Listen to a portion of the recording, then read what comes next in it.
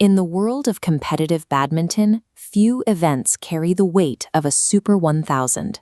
With 12,000 ranking points on the line and a massive $1.45 million prize pool, the 2026 Indonesia Open is often cited as the most prestigious stop outside the World Championships themselves. The prestige is rooted in its venue, the Istora Senayan in Jakarta. It's an arena with a legendary architectural profile, known globally as the heart of the sport in Southeast Asia. Inside, it houses a crowd culture that many visiting players find overwhelming. Fans create a wall of sound with synchronized, deafening "iya, iya" chants during every rally, turning the stadium into a psychological hurdle that exists nowhere else on the tour. Winning here requires more than just technical skill. Players have to survive the physical toll of the world's best opponents while remaining composed through what many call the sport's loudest atmosphere. But there is a growing friction between the fans and the results. Despite that massive home advantage, the host nation is in the middle of a 5-year title drought, with no Indonesian champion crowned here since 2021.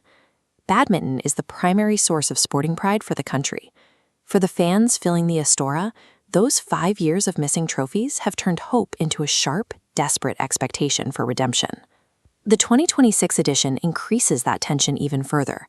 The Jarum Foundation has returned as the event organizer, promising a festival-like presentation that raises the stakes for every local player on the roster.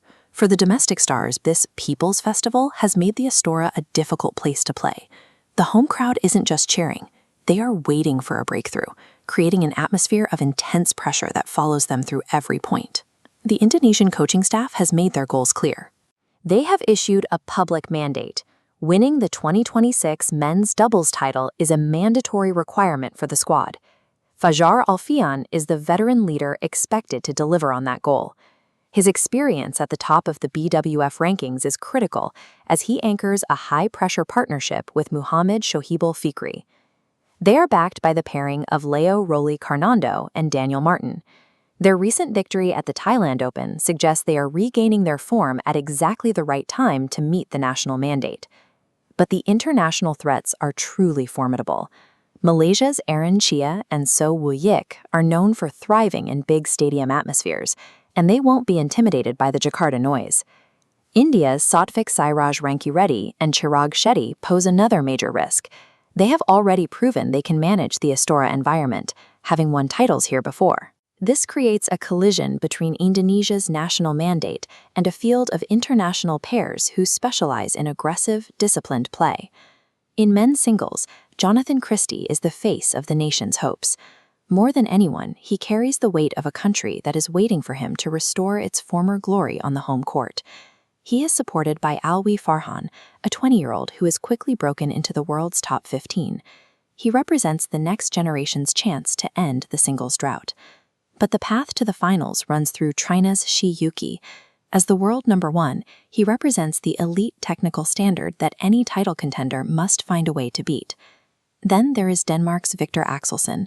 He is the tournament's most intimidating physical presence, and he is coming to Jakarta looking to reclaim his control over the singles bracket. For the Indonesian singles contingent, winning will require a level of focus that can block out both the intensity of the crowd and the intimidating aura of their rivals. The 2026 Indonesia Open is a test of noise.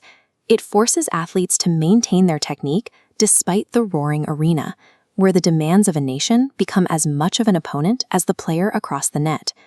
Will the environment at the Istora finally break the focus of visiting stars like Axelsen and Shi Yuqi?